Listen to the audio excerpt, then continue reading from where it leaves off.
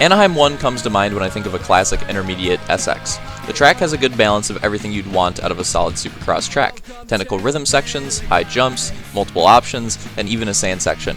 What makes the time of this track's release interesting is that it was made during a period where our supercross tracks were transitioning into being more technical.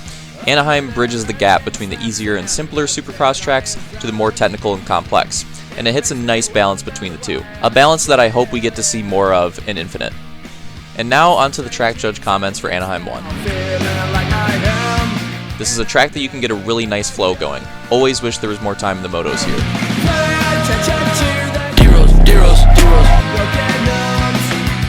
Another Grand Finals track that felt like it had the atmosphere to deserve it, as Anaheim has with real-life Supercross. Also, one of the few times on a Supercross that we had a lag caution happen here as well.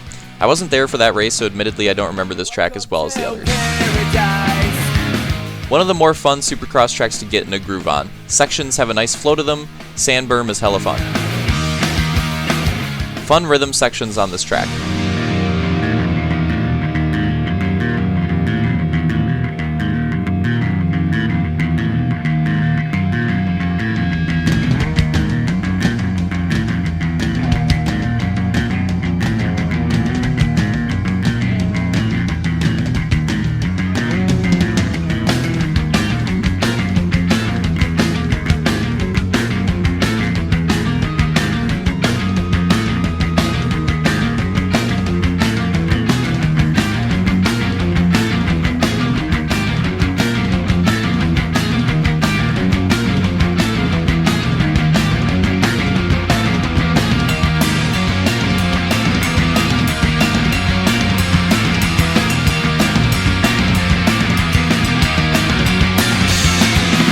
Now that the solo is over, it's a perfect time to get into the race history portion of this video. For the beginning, you were watching Moto 1, round 15 of Season 7 for Anaheim 1.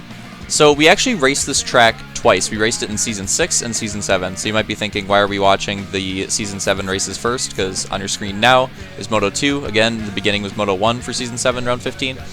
The reason why is because Season 6's race is arguably one of the more important races in HRL history in general, and also a Grand Finals race, so I wanted to stack it not in chronological order, but more so order of importance. So the regular season race, not as much on the line, not as much at stake either. I'm pretty sure this championship was already wrapped up pretty much at this point, so the Season 7 race, just not as much on the line, whereas the Season 6 race, there was a ton on the line, and that was a crazy Grand Final.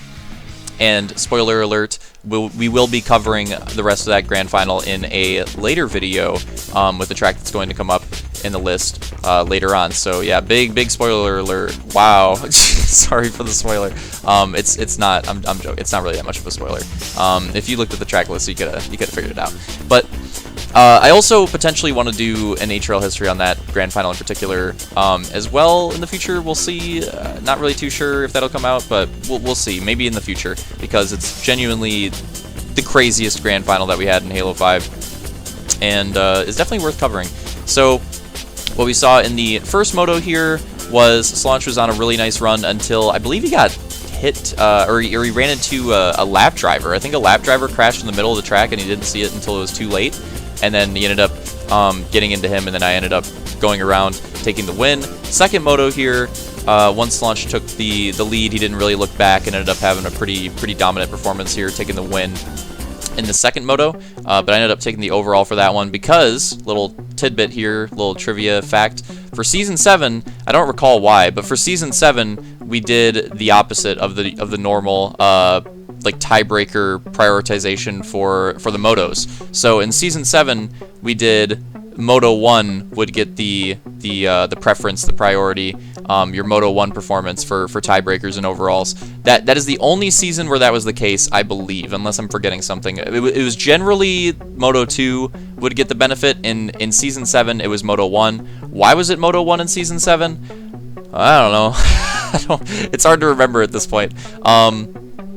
Yeah, it's honestly hard to remember at this point. I'm not really too sure. Because at the end of the day, it's really preference. I think the reason why we ended up going back to Moto 2 is because Moto 2 is generally the harder moto to win.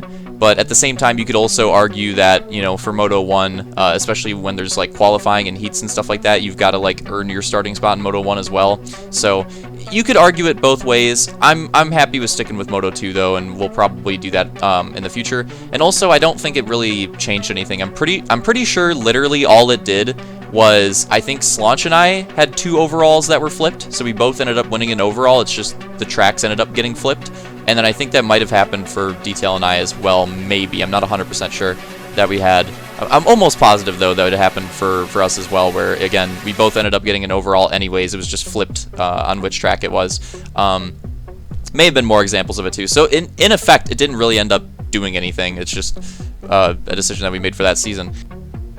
So now that I've addressed that, let's talk about the first moto here for the Season 6 Grand Finals. So I believe Detail had this early lead, and then he ends up having a rough run right there. Slaunch ends up taking the lead there. And if my memory serves me, once Slaunch takes the lead in this first moto, he pretty much doesn't look back and just has a really strong run to the win. However, there are some pretty good battles elsewhere throughout the pack. We have, I believe, like Roman, Hunter, and Real Deal here. I believe Detail and I are looking for second and third. The Real Deal Roman Hunter battle is the 4, 5, 6 battle. And yeah, Hunter, one thing to bring up with these Season 6 races, and you'll see it in Moto 2 especially, Hunter actually had a pretty nice run on this track, which he historically wasn't that great at Supercrosses, but he really came together on this one for some reason. And we just saw the finish there a second ago, Slaunch taking the win, and you could also, in the background of that shot, you could see where Detail and I were battling for second and third. It was a massive gap. So yeah, once Slaunch took that lead, he had a really, really nice run to the win in Moto 1. Now we go to Moto 2, and he doesn't have as good of a start. I don't think anybody, really, that finished at the top from Moto 1 has that great of a start. It might even be Opix on the whole shot here. I'm not 100% sure. I don't think it's anybody that finished really high up from Moto 1. So yeah, basically all the top finishers for the most part in this Moto 2 do not have a great start, which is usually a recipe for a good race. Usually that means we're gonna have some good battles and some crazy stuff is gonna happen. That's generally what that's a recipe for. So yeah, all those people don't have that great of a start, and they're gonna have to try to battle through the pack and get back to the top and earn their way there to finish out their overall for this race. And here you get a look at Slaunch, and although he didn't have as good of a start as Moto 1, he still had a pretty decent start. I want to say he was like 3rd or 4th hitting the finish line, so he still had a pretty solid start. And right there, and I'm pretty sure this is like fairly early on in the race, ends up taking the lead, going to complete the pass right there, and we'll see what happens later on. It's not gonna be like Moto 1. It's gonna be like Moto 1 of the Season 7 race. Actually, is what's gonna end up happening. Here we have Hunter and I having a battle, and I think Real Deal in front of us. And I get around Hunter, but then Hunter makes a battle back, and then I have a good run here, but Real Deal does not. And then Real Deal messes it up again, so I ended up getting by him. And now I get a huge run on Hunter to try to keep this battle going as well. And this battle's sick, by the way. This side-by-side pass that we had there, that Real Deal and I had there on Hunter, and Hunter still sticking by, keeping up with the battle. That was pretty awesome. That was pretty awesome. That's probably one of the better shots, maybe the best shot in this video, was that 3 wide we had right there. That was sick. And here we go to the top half of the pack, or maybe even it's behind. Oh, no, not the top half of the pack. This is actually like for 4th, 5th, and 6th or so. And yeah, Detail ends up having a really bad crash, and that's gonna take him out of the top 5, I think. And that's actually pretty big for the points here. That's pretty massive. There's Slaunch leading it down the line, and as you can see, he had a pretty sizable lead, and it was looking like it was going to be similar to that first moto. He was looking really strong in the second moto. There you have, what is that? I believe Hunter trying to make a move there, or potentially Roman. It's hard to tell. The screen is small. Oh, no, it looks like it is Roman there. And he ends up making a mistake, trying to claim some positions. I believe he was trying to catch up to Real Deal.